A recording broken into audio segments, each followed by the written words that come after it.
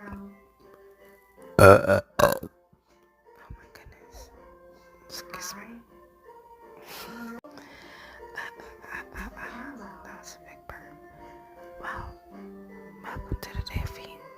This is Feet Life. And so these feet got up at 10 o'clock at night just to take a shower, right? But husband was on. And I wonder why I just up on my towel in the bathroom. Then I came back. And I got my little joint, right? So I picked that up, and yeah, took a couple of balls, maybe like 3, maybe 4. Watching SpongeBob, yeah, enjoying it. And just looking at my pretty feet, because that's what boy feet things do.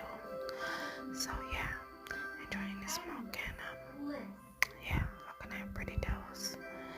So yeah, I know I need a pedicure. Do not come for me, but I like my natural feet right now. So yeah, okay, yeah.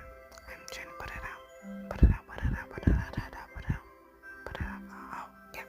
So yeah, I sit down to watch a little more SpongeBob because it was so funny. Yeah.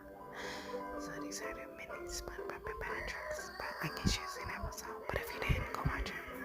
Anyways, yeah. So I just SpongeBob, right? Then okay, let me go actually get in the shower.